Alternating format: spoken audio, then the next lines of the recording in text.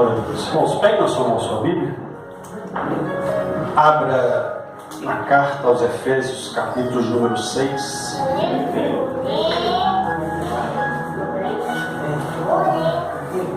Efésios, capítulo número 6, a partir do verso 10.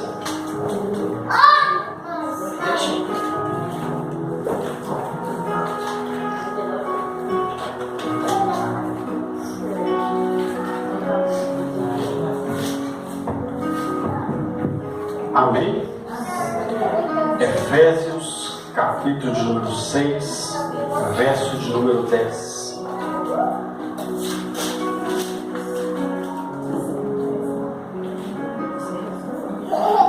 Glória a Deus. Bom, se você quiser sentar, pode se sentar, vamos. Em nome de Jesus. Diz assim: quanto ao mais, sede fortalecido no Senhor e na força do seu poder, revestidos de toda a armadura de Deus, para que poderes ficar firmes contra as astutas ciladas do diabo. Porque a nossa luta não é contra o sangue e carne, e sim contra os principados e potestades, contra os dominadores deste mundo tenebroso, contra as forças espirituais do mal nas regiões celestiais. Portanto, tomai toda a armadura de Deus, para que possais resistir no dia mau, e depois de ter vencido tudo, permanecer inabaláveis. Estais, pois, firmes, cingindo com a verdade e vestido com a couraça da justiça. Calçai os pés com a preparação do Evangelho da paz, embaçando sempre o escudo da fé, com o qual podereis apagar todos os dardos inflamados do maligno. Tomai também o capacete da salvação e a espada do Espírito, que é a palavra de Deus, com toda oração e súplica, orando em todo o tempo no Espírito, e para isto vigiando com toda perseverança e súplica por todos os santos, e também por mim, para que me seja dada, no abrir da boca, a palavra, para com intrepidez fazer conhecido o mistério do Evangelho. Amém? Glória a Deus. Feche seus olhos por um instante. Peça o Espírito Santo para falar o seu coração. Pai, em nome de Jesus, fale conosco através da Tua palavra, porque só o Senhor, ó Deus, tem as palavras de vida eterna, no nome santo e poderoso de Jesus Cristo. E você diz amém. Amém? Irmãos, hoje, ceia do fortalecimento. Daqui a pouquinho nós vamos participar da ceia do fortalecimento, onde relata acerca onde Deus fortaleceu o profeta Elias quando fugia de uma perseguição, e a Bíblia diz que ele se sentiu fraco, se sentiu angustiado, e a ponto de pedir a própria morte. E a Bíblia diz então que Deus apresentou para Elias água e pão, símbolo da palavra de Deus, símbolo do próprio Jesus, símbolo do próprio Espírito Santo. Então a água e o pão simbolizam este alimento espiritual que Elias recebeu para continuar a sua caminhada. E todos nós precisamos nos fortalecer. Eu li aqui um texto onde o apóstolo Paulo, escrevendo aos Efésios, ele dá algumas diretrizes para que eu e você possamos continuar a nossa caminhada na fé, para onde nós podemos continuar, enfim, rompendo com as barreiras que nesse texto o apóstolo Paulo ele fala do chamado dia mau. É um dia que ninguém quer passar, é um dia que ninguém quer, enfim, passar por esse dia. Mas não tem como, irmão, todos nós, ninguém aqui está isento do chamado dia mau. Mas o que vai contar é como nós vamos nos portar durante esse dia mau. Porque todos nós passamos por momentos difíceis, passamos por dificuldade, passamos por momentos de tribulação, mas o próprio Senhor Jesus diz: olha, no mundo tereis aflições, mas tende bom ânimo, pois eu venci.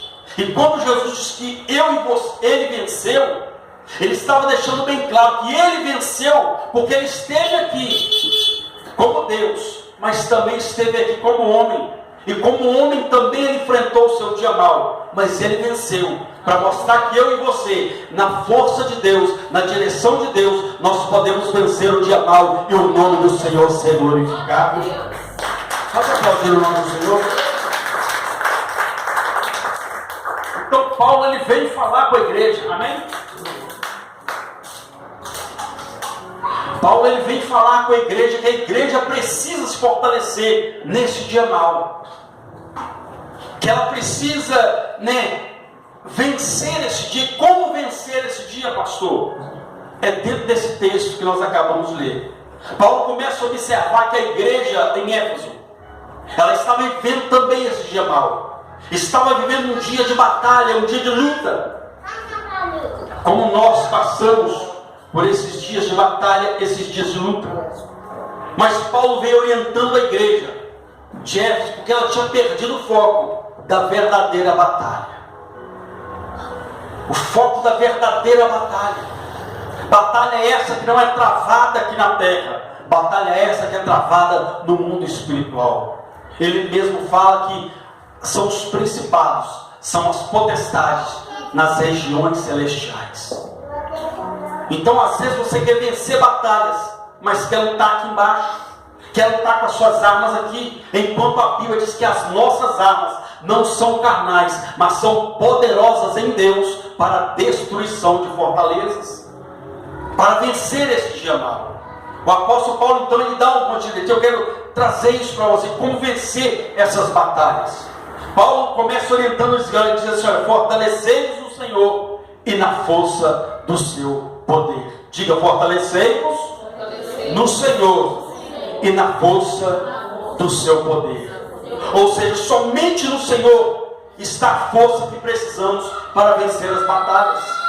Não adianta, meu irmão, minha irmã, nós procurarmos força em alguém, em alguma coisa, em meios que nós, a princípio, nós dizemos assim: eu vou fazer isso porque aí eu esqueço, aí eu espareço. Não, meu irmão, a nossa força está no Senhor. Todas as vezes que nós queremos vencer uma batalha, usando a nossa arma, usando o nosso achismo, usando os nossos meios, nós sempre vamos dar com os burros na água. Mas como nós nos fortalecemos no Senhor, e Paulo deixou bem claro: fortalecemos no Senhor. Como eu vou me fortalecer no Senhor, pastor? É quando eu deixo Ele ser o meu amigo, é quando eu falo com Ele, é quando eu oro a Ele, é quando eu coloco diante dEle a minha causa e peço a Ele força. É por isso que Paulo diz: fortalecemos no Senhor. A Bíblia diz que a alegria do Senhor, a alegria dEle é a nossa força. Mas como Deus vai se alegrar em mim se eu não falo com Ele, se eu não apresento a minha causa para Ele, se eu tenho a Ele, como eu sempre costumo dizer, se eu tenho a Deus como um estranho? Porque aí fora aí, você não sai aí conversando com qualquer um. Você conversa com quem você tem intimidade, com quem você conhece. Você não sai por aí igual um doido falando com qualquer um.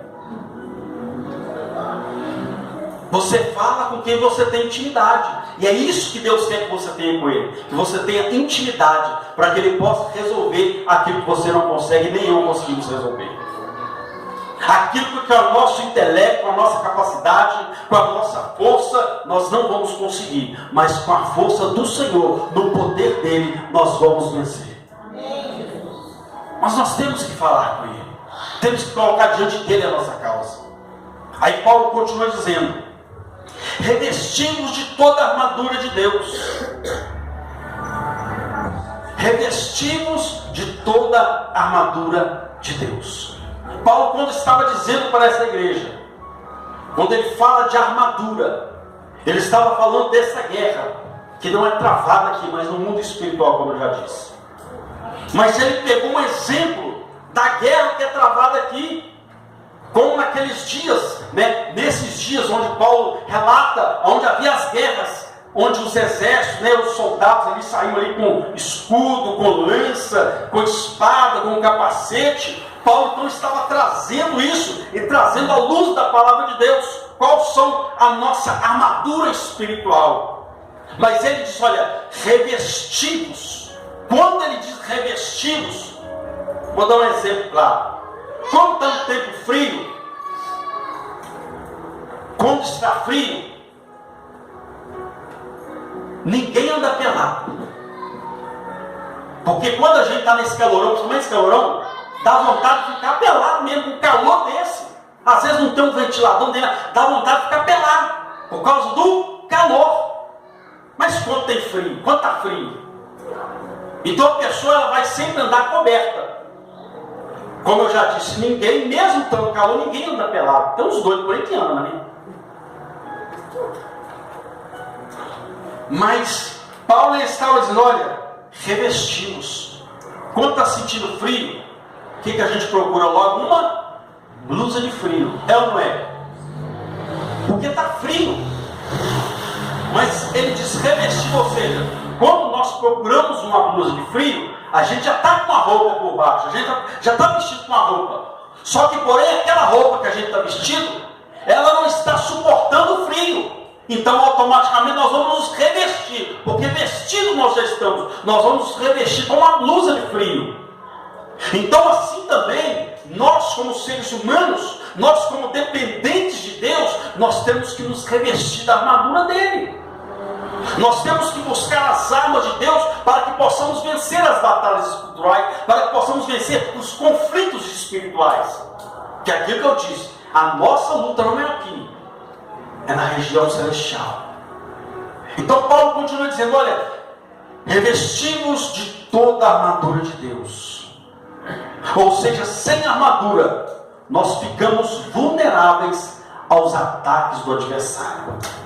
Entenda uma coisa, o diabo, ele só vai em cima de uma pessoa, de um crente que está despreparado, de um crente que não vigia, de um crente que está, como diz por aí, está dando sopa, está de bobeira. Mas quando a pessoa está vigilante, ela está fortalecida, ela está com as armaduras de Deus, não tem como.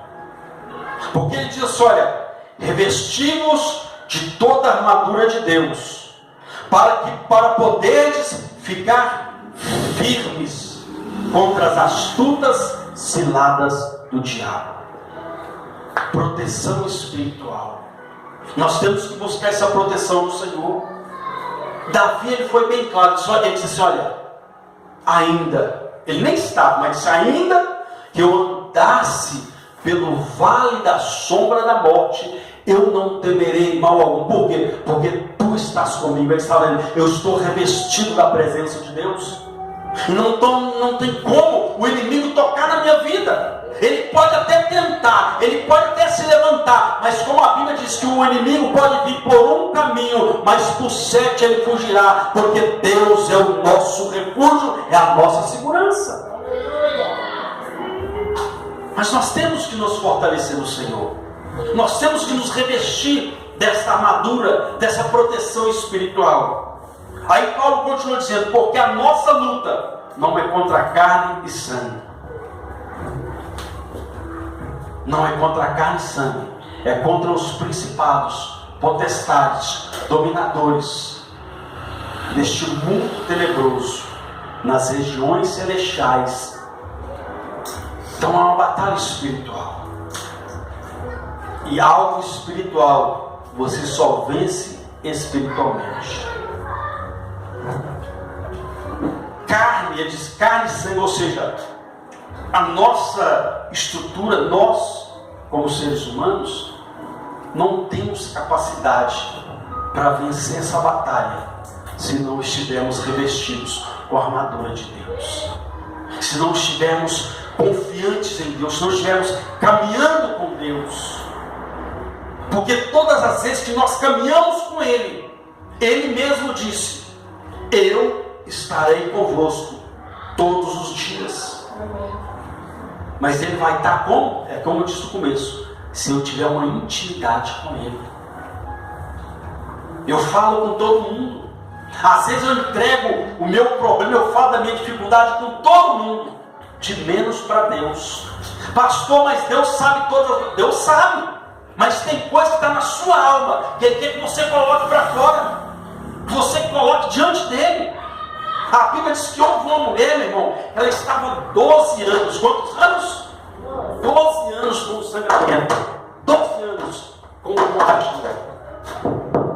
Aí a Bíblia diz então que ela gastou tudo que ela tinha com os médicos, e a Bíblia diz que ela veio a piorar ainda.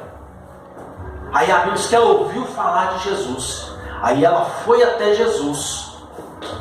Ela disse: se eu apenas tocar nas vestes dele, eu vou ser curada. A Bíblia diz então que ela foi, mesmo rastejando, tocou nas vestes, Jesus foi curada e estava indo embora. Ela estava indo embora, mas Jesus disse: opa, alguém me tocou. Aí Pedro olha para ele: Senhor, mas como te tocou? A multidão já está apertando, e o Senhor disse que alguém te tocou? Olha, um monte de gente está aqui. Aí Jesus fala: não, porque alguém me tocou diferente, porque de mim saiu o poder. Aí a Bíblia diz que aquela mulher, sabendo que era ela, porque Jesus havia dito: alguém me tocou. Mas Pedro disse: a multidão te aperta, mas há uma diferença entre apertar e tocar. Se eu apertar em você, vai doer, mas se eu te tocar, não.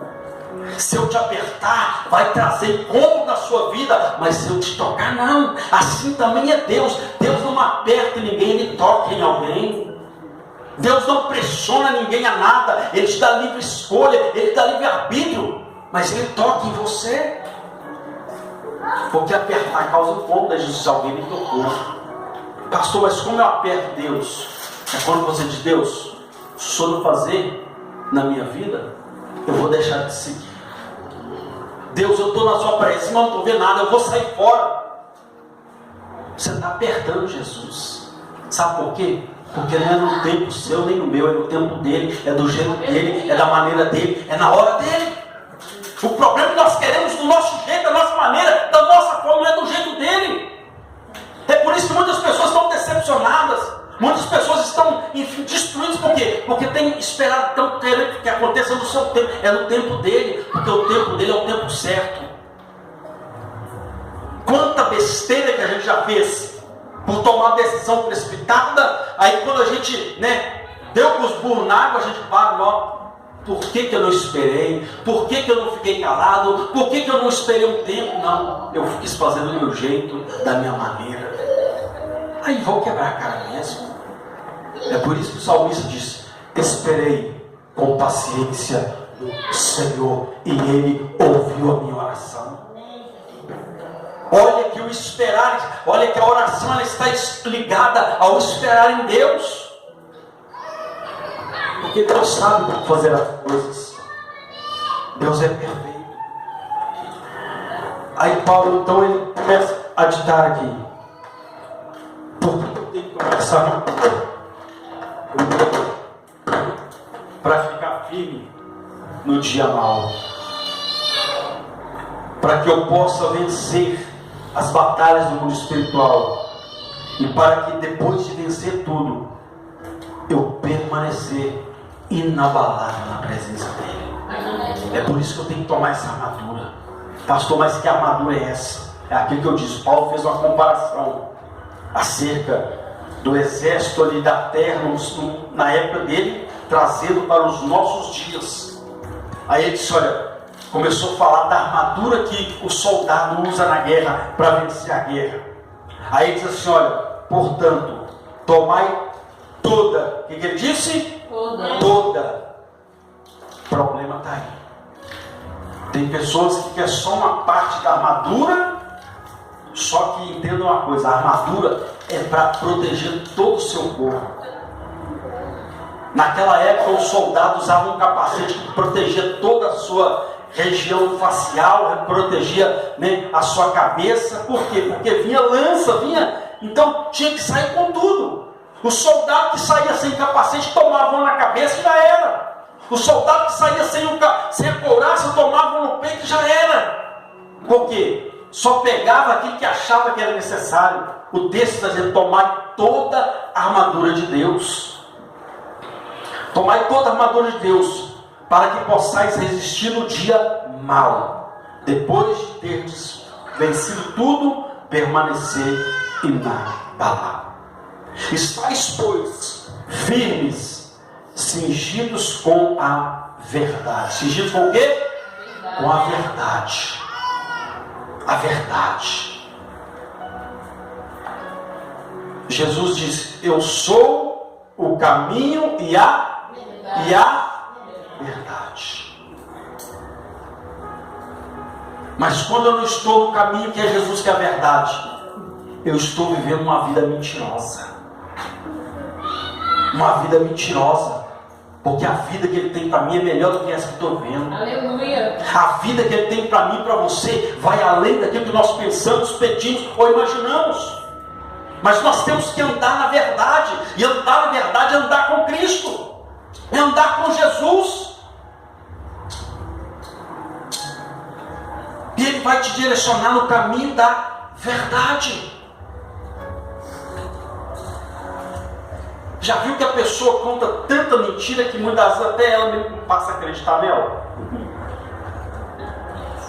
Não, pastor, mas é só uma mentirinha, meu irmão. Mentirinha, mentirinha, tudo é mentira. E a Bíblia diz que o diabo, ele é o pai da mentira. Então, se eu amo a mentira, eu sou genro do diabo. É, meu. Se eu gosto de contar mentira, então eu sou genro do diabo, porque a Bíblia diz que ele é o pai da mentira. Não, pastor, eu posso falar assim, fala saber. Meu irmão, entenda uma coisa: a mentira, ela cria uma casca. Já viu aquela ferida, quando a pessoa está ferida, que ela não trata da ferida? Que quando aí fica aquela casca por cima, que quando ela tira aquela casca, fica aquela podridão por baixo. Assim a mentira cria uma casca. Mas a verdade, ela tira a casca, ela limpa a ferida e ela cura a ferida. É por isso que nós temos que andar na verdade, temos que andar em Cristo. Aí ele diz assim: estais, pois, firmes, cingidos com a verdade, e vestidos da couraça da justiça. Vestidos da couraça da justiça. Jesus disse: bem-aventurados os que têm fome e sede de justiça, porque eles serão saciados. Quando ele está falando para nós andar cingidos com a justiça, revestir com a justiça, ele estava dizendo bem claro: deixa que o próprio Deus fará justiça pela sua vida. Deixa a sua causa, coloca a sua causa na mão dele, porque ele é o justo juiz. Coloca na mão dele, porque ele é o seu advogado. E ele nunca perdeu uma causa. Mas coloca na mão dele. Coloca na mão do justo juiz. Não queira fazer justiça com as suas mãos. A Bíblia diz claramente que a justiça do homem é como um trapo de imundície. Mas a justiça de Deus, ela é perfeita. Aleluia. Meu irmão, quando Deus é o nosso juiz, como nós temos Ele como nosso juiz e deixamos Ele fazer, meu irmão, o inferno é envergonhado.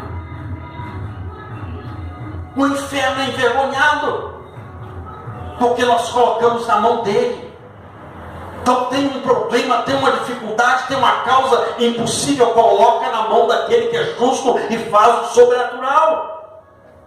Ele é justo, mas coloca na mão dele. Aí ele continua dizendo: estai firmes, cingidos com a verdade e vestidos com a couraça da justiça. Calçai os pés com a preparação do Evangelho. Com a preparação do Evangelho. Evangelho quer dizer boas notícias, quer dizer boas novas. Ele estava dizendo: se você quer vencer uma batalha espiritual, anda na palavra de Deus. Glória a Deus. Anda de acordo com a palavra de Deus, que você vai vencer as batalhas, que você vai vencer o chamado diagonal. Busca a direção de Deus. Não queira fazer da sua maneira, da sua forma. Busca a direção de Deus. Busca a direção da palavra. A gente quer fazer do nosso meio, da nossa forma. Aí Jesus vem dizendo: olha, aprendei de mim, que sou manso e humilde de coração. Pastor, mas eu estou atribulado. Ele diz: olha, vinde a mim, vós que estáis cansados e sobrecarregados, porque eu vos aliviarei. Pastor, mas está difícil, está pesado. Ele diz: olha, vinde a mim, eu vou trocar o fardo. O meu fardo é suave e o meu jugo é leve. É leve, é suave. Ele troca, ele tira esse peso, meu irmão. Mas tem que andar na palavra, tem que buscar a direção da palavra dele. Caso contrário, nós vamos ficar, como diz por aí, dando murro em ponta de faca. Isso é apenas um ditado, mas uma pessoa pode dar dando murro em ponta de faca. Imagina a dor de uma faca perfurando a sua mão e você continuar socando ela. Ele está falando da dor, uma dor comparada a isso, dando murro em ponta de faca, enquanto Deus está dizendo: meu filho, minha filha, é assim, é assim e assim. Meu filho, está aqui a minha palavra, ela vai te direcionar. Ela vai te dar direção para você tomar a decisão certa. Mas anda na minha palavra. Pastor, mas eu estou tão sujo. A minha vida está tão suja, está tão tenebrosa. Jesus disse: vós já estáis limpos pela minha palavra. É a palavra que purifica. Pastor, mas eu sou tão pecador. Mas quem não peca, quem não erra? Mas uma coisa é ser escravo do pecado, outra coisa é vencer o pecado. E ele diz: olha, o salmista diz: olha, eu guardei a tua palavra no meu coração para não pecar contra ti. Então, quando você está com a palavra, quando você busca a direção da palavra, é o próprio Deus te direcionando, é o próprio Deus dizendo: meu filho faz isso, meu filho faz aquilo, meu filho é assim, assim. Mas eu estou fraco, eu estou abatido, eu estou angustiado. Jeremias olhou e disse: Senhor, porque ele estava procurando.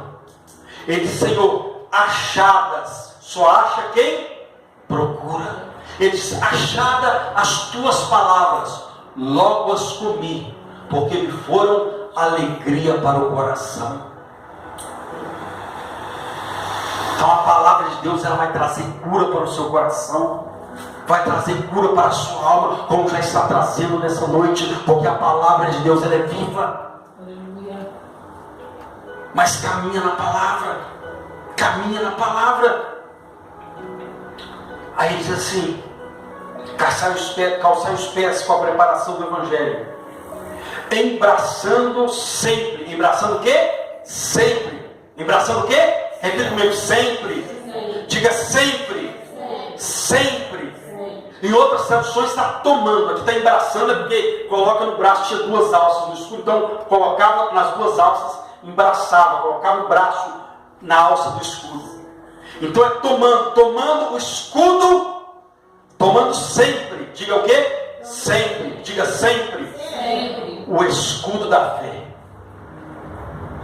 Tomando sempre o escudo da fé, com o qual podereis apagar todos. Apagar o quê? Todos os dardos inflamados do maligno. Já viu aquelas palavras que muitas vezes vêm na sua mente, dizendo que você é fracassado, que você não vai dar certo, que nada está bom, que a sua vida Isso não é palavrão não, mas é bom a gente nem ficar falando, né? Mas a pessoa costuma dizer que a minha vida está uma desgraça. Desgraça é a ausência da graça de Deus. Não é uma palavra, mas não é bom ficar falando, porque há poder na sua palavra. Mas a pessoa tem a mania de ficar falando isso. Quanto mais ela fala, mais ela atrai para a sua vida desgosto, desprazer, falta de paz, angústia, depressão e por aí vai. Mas é de tomar sempre o escudo da fé. A fé é entender que ainda que o adversário se levante, ainda que a situação esteja ao contrário, você vai dizer: eu posso todas as coisas naquele que me fortalece. O Senhor é o meu escudo, é a minha fortaleza, e nele eu estarei protegido. Amém, Jesus. Escudo da fé. A Bíblia diz que tudo que não procede da fé é pecado. Até para ler a Bíblia você tem que ler com fé. Você tem que orar com fé. Você tem que vir para a igreja com fé, dizendo: eu vou lá na casa do meu Deus, porque eu vou voltar com a minha vitória na mão. Vou repetir de novo. Você tem que sair e dizer: eu vou lá na casa do meu Deus, porque eu vou voltar com a minha vitória na mão. Isso é fé. Por quê? Porque o próprio Deus diz: olha, aquele que se aproxima dele, porque ele deixa claro, sem fé é impossível agradar a Deus. Então você quer agradar o coração de Deus? Passa a acreditar naquilo que ele pode fazer. Pastor, mas a minha causa é impossível. Ele